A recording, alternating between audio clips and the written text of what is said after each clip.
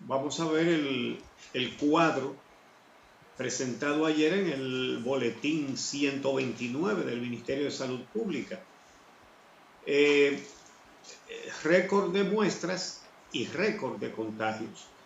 5.487 muestras, como ven ahí. Y nada menos que 2.012 dieron positivo. Una alta tasa de positividad, altísima. Ya más de 33%, casi como 37% aproximadamente. Eso es que de cada 3, 1 y pico salen con contagio, salen positivos. Y esto era de esperarse en la medida en que se fueran aumentando las pruebas, y hay que seguir aumentándolas. Hemos insistido, y lo haremos una vez más, en la necesidad de seguir aumentando estas pruebas, porque es la única forma, sabiendo quiénes están contagiados, y tenemos que dar el paso ya de salir a rastrear los contactos de los contagiados. Porque de lo contrario no podemos aspirar a tener un control de la pandemia en esas condiciones. Ayer, Día del Padre, y aprovechamos para felicitar a todos los que lo son y sobre todo a los que se lo toman en serio, pero un día del Padre muy especial, porque prácticamente sin muchas posibilidades de festejar, como pasó con el Día de las Madres. Entonces, 8 fallecimientos, hubo 8 decesos en el día de ayer. La cantidad de fallecimientos no siempre se corresponde con la cantidad de contagiados. Los que fallecen se contagiaron hace muchos días, no son los mismos. Vemos una cantidad de contagiados y una cantidad de muertos, pues esos muertos se contagiaron antes, por supuesto. Y la situación nuestra en el Caribe, para que tengamos una idea de cómo van las cosas, vamos a ver este otro cuadro. Fíjense cómo nosotros somos líderes absolutos en contagios y en muertes en la región del Caribe. Miren eso. ¿Con qué diferencia? Tenemos 4 veces más que Puerto Rico, que está en segundo lugar. 8 veces más que Haití, que está en tercer lugar. 30 veces más que Cuba, que está en cuarto lugar. Y ni qué decir de Jamaica, que hasta la fecha solamente lleva 837 contagiados y 10 fallecidos. Así estamos aquí en la República Dominicana. Es una situación muy grave. Es increíble que mucha gente no haya hecho conciencia de la gravedad de la situación, que mucha gente se exponga innecesariamente y una vez más solo salga a lo imprescindible. Estar en el medio es estar en riesgo. Estar en la calle es estar en riesgo.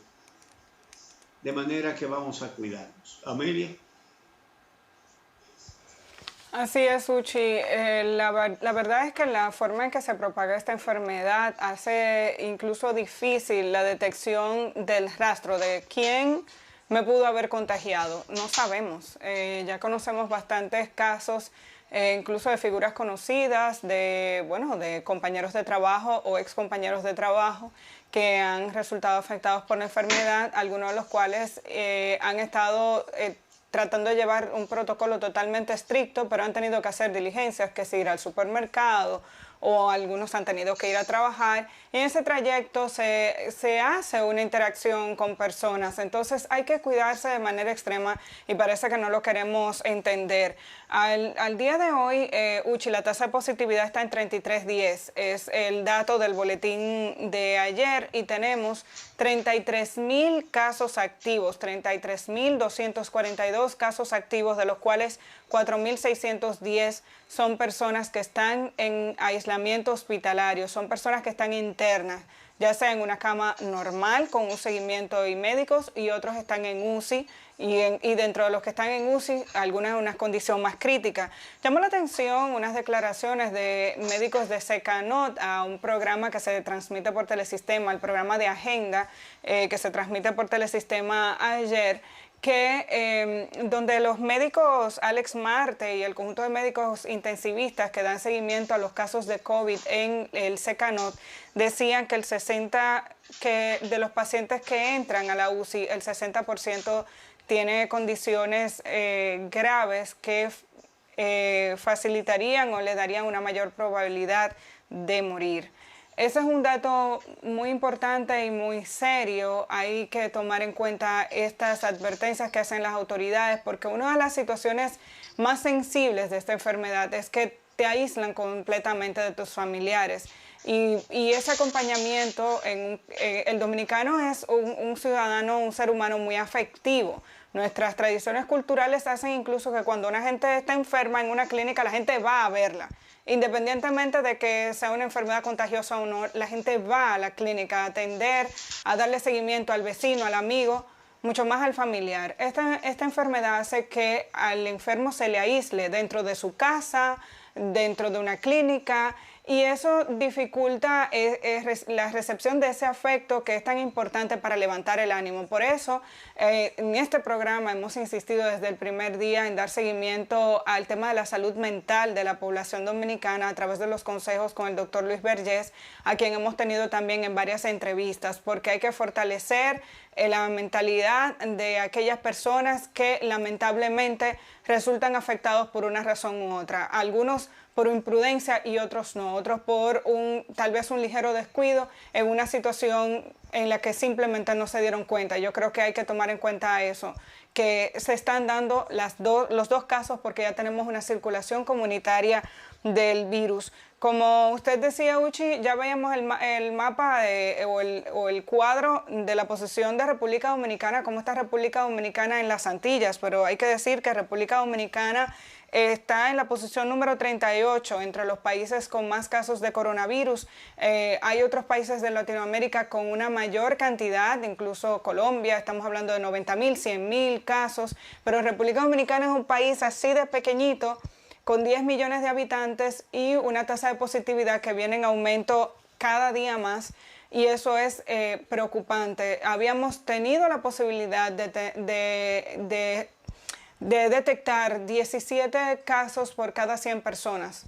Ahora tenemos 33 casos por cada 100 personas. Esa es una cifra importante. Ayer, el doctor Amado Alejandro Báez, que es el director o jefe del equipo de asesores para el tema de coronavirus del Poder Ejecutivo, ponía un tuit que nos llamaba la atención. Decía: queremos ayudar a aislar y proteger a las personas en alto riesgo.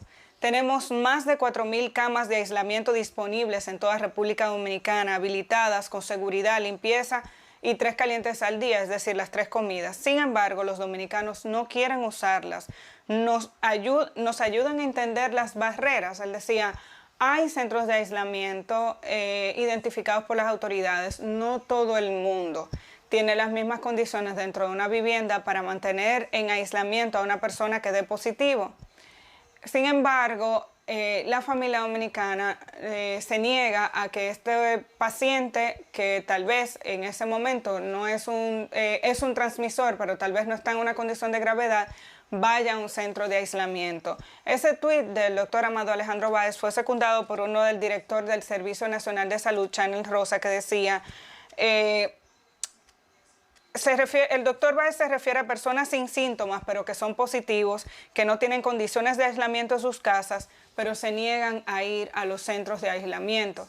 Por tanto, son personas que se convierten en un foco de transmisión de la enfermedad dentro de una residencia pequeña, en un espacio tal vez no adecuado. Y obviamente, Ucha, a mí me parece que en ese aspecto entran una serie de factores, entre ellos en un momento cuando los centros se estaban habilitando no había confianza sobre las condiciones de los centros, hubo quejas sobre el seguimiento a los tratamientos o al tema de la alimentación, cosa que las autoridades han dicho que han mejorado, pero también no está solo, que al caso al que yo me refería anteriormente, o sea, ¿qué significa para una familia que a ese paciente lo trasladen? Y en este caso podría significar la diferencia entre nuevos contagios y también salvarle la vida y darle un seguimiento a esa persona. Pero aparentemente la gente también, la familia dominicana necesita tener mayores garantías de que a ese paciente se le va a aislar en un lugar donde va a tener todas las condiciones que necesita para estar allí. Uchi. Sí, Amelia. Sí, adelante. Sí. Déjame aclarar que tú tienes razón al señalar que la tasa de contagio es de 33.10%. Pero yo cuando dije que era casi 37 me refería al día de ayer. En el día de ayer da 36.67%, casi 37%. Eso es mucho. Pero lo más importante es tomar en cuenta que mientras crece la tasa de contagio, se nos están acabando las camas. Están casi todas llenas. Y la única respuesta que pueden dar las autoridades es agregar camas. ¿Pero qué significa agregar camas? Que hay más camas, pero no más médicos. No hay más personal médico y paramédico. Exacto. Y eso entonces incide en un mayor agotamiento, en un mayor estrés del personal médico y paramédico, lo cual es un problema también. Esto hay que destacarlo para que todos entendamos la gravedad de la situación. Lo primero es que si usted se contagia, ruéguele a Dios para que haya camas cuando usted lo necesite. Eso es lo primero. Pero lo segundo es que el personal médico no es cada día mayor, sino cada día menor, porque se contagian también y algunos mueren, como pasó ayer con un médico muy querido en Santiago. Entonces, eso da mucho mayor motivo para cuidarse. Pero fíjense en eso. La tasa 33.10, eso es altísimo, eso es 1 de cada 3. Pero ayer se registró un poquito más alta, casi 37. Eso es mucho, eso es muchísimo. Y tal y como tú dijiste, Amelia, estamos en el lugar 38 de 254 países con registro, ¿verdad? Eso también es muchísimo. Lugar 38 y no somos de los países grandes. Y la verdad es que sí, en América Latina hay países que están mucho peor que nosotros. Eso sí es verdad. Pero no es tampoco para que nosotros nos sintamos que estamos sin problemas. Estamos en problemas. Y esa combinación de aumento de contagio, que no es aumento de contagio, los contagios vienen aumentando hace tiempo, registro de aumento de contagio, combinada con el hecho de que cada vez hay menos camas, tiene que encendernos una luz roja y una sirena dentro de la cabeza de cada uno. Hay que alarmarse. La alarma es para avisar que hay un peligro. ¿Sí? Y a eso hay que sumar el tema de la dificultad de acceso, hay que sumar la dificultad de acceso a pruebas de PCR. Cada vez está más difícil tener la posibilidad de hacerse una prueba. Pese a que el ministro de Salud habla de un intento de boicot o de una situación interna dentro del Laboratorio Nacional, la realidad es que la aglomeración de personas es visible, incluso preocupante, la cantidad de gente que teniendo síntomas va y se acerca a la verja tratando de organizarse. Uno no ha entendido por qué en el Laboratorio Nacional ha sido imposible organizar una fila de la misma manera en que la hacen la gente en los supermercados o en cualquier farmacia cuando ha tenido la necesidad. En el Laboratorio Nacional hay un desorden que se viene registrando desde hace un par de semanas, pese a que el ministro diga que hay una intención, no sabemos de qué internamente. Hacer una fila no debería ser tan difícil, como hacer una segunda fila para recoger los resultados tampoco debería ser tan difícil, pero la realidad es que hay dificultades para acceder a hacerse una prueba y obtener los resultados. No sabemos si lo que está haciendo falta es el reactivo o los reactivos que se utilizan para procesar, pero las quejas van y vienen de personas que llaman a los laboratorios privados también y duran horas para que les tomen el teléfono. Gente con síntomas que permiten identificar muy bien ya la enfermedad.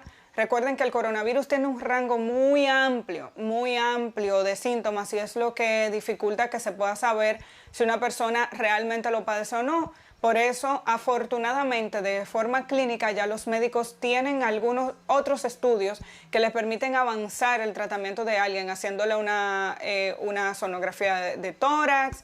Hay factores que ayudan a identificar la pérdida del olfato, pero no a todo el mundo le da igual.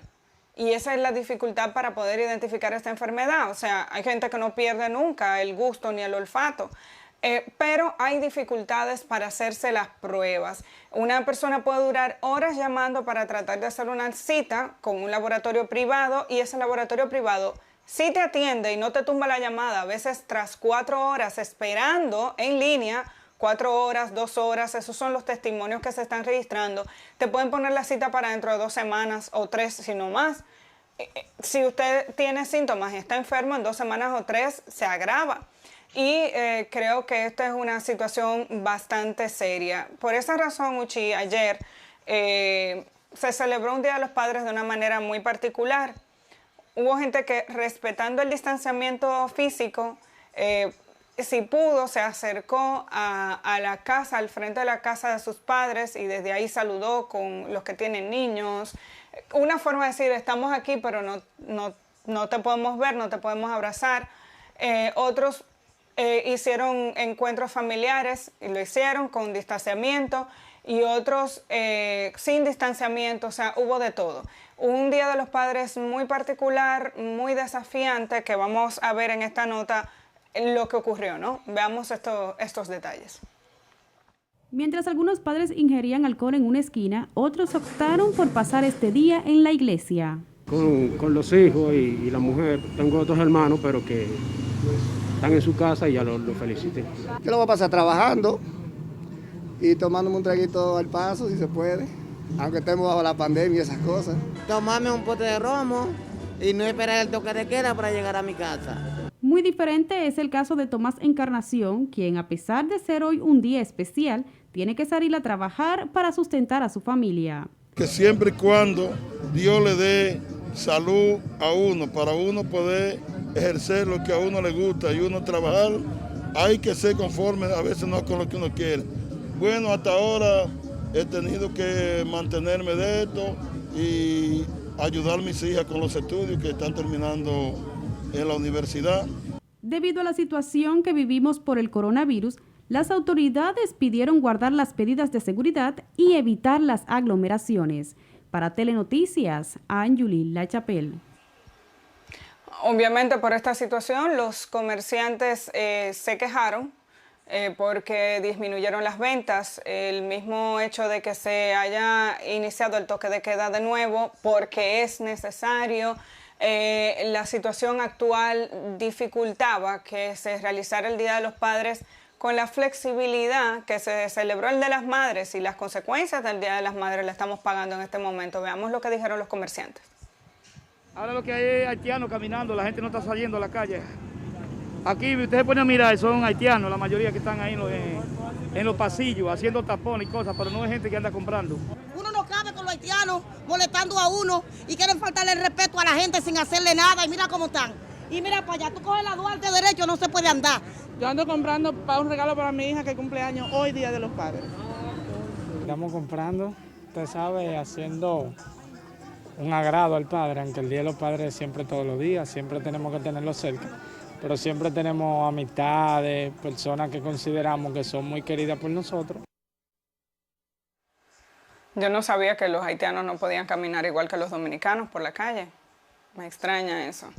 Sí que hay quejas de... Sí, me indigna incluso. Sí que hay quejas de los comerciantes. Pero la gente le ha metido eso en la cabeza. Sí, se quejan del...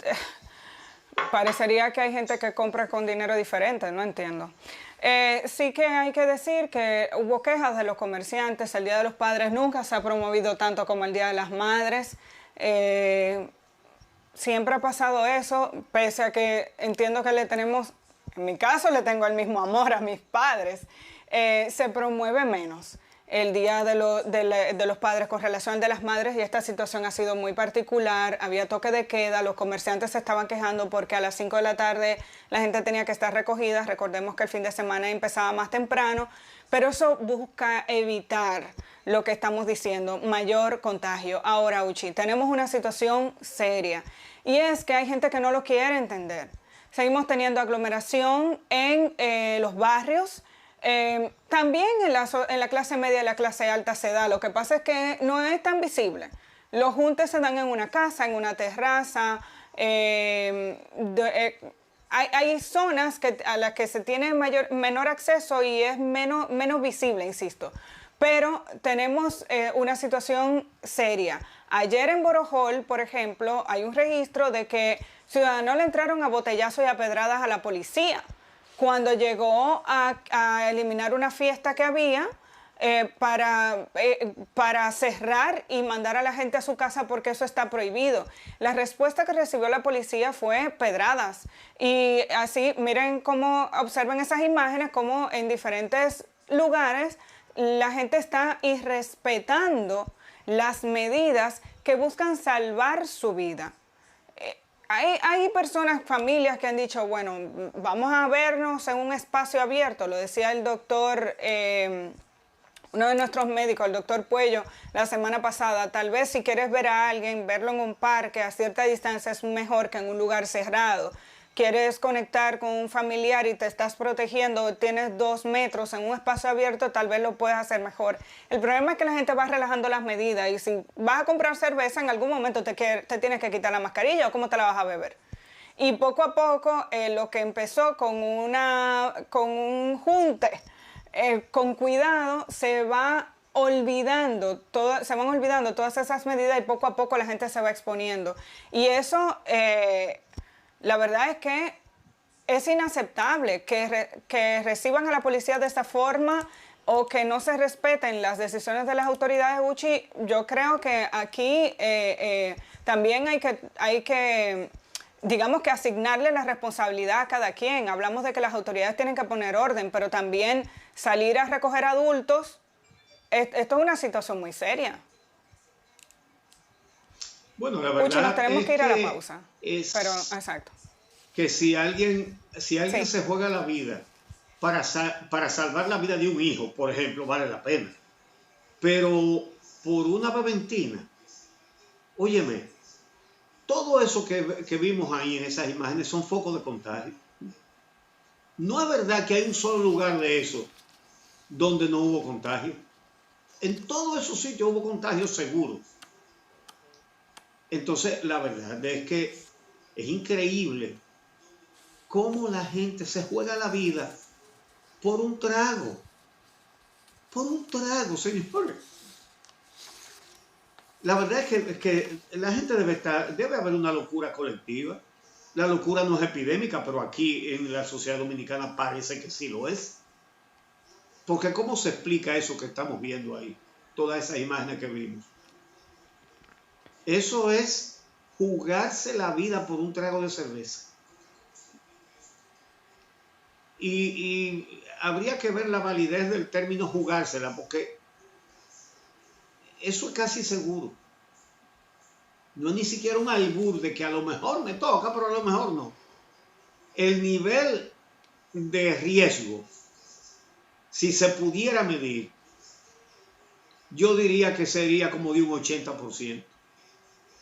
Porque si de cada 10 pruebas que se hacen, 3 personas tienen el virus, y ahí, por ejemplo, si ahí hay 300 personas, entonces pudiera pensarse que hay entonces 100 personas que tienen el virus. Y si no sale exacto, ponga usted que sean 90 o 85, pero ahí hay 85 vectores de la enfermedad circulando entre todo el mundo. Entonces, la verdad es que es difícil entender esto. El doctor Vergés hablaba en estos días en su mensaje de la percepción o el autoengaño del bajo riesgo. Es decir, a mí no me va a dar eso. Ya. Es decir, usted se vacunó porque usted dijo ese disparate. A mí eso no me va a dar a mí. Ya. Y usted se siente tranquilo hasta que le dé. La verdad es que aquí va a seguir muchos contagios y va a haber muchas víctimas. Sin duda ninguna. Vamos a hacer la pausa y regresamos con más contenido de interés actual para ustedes.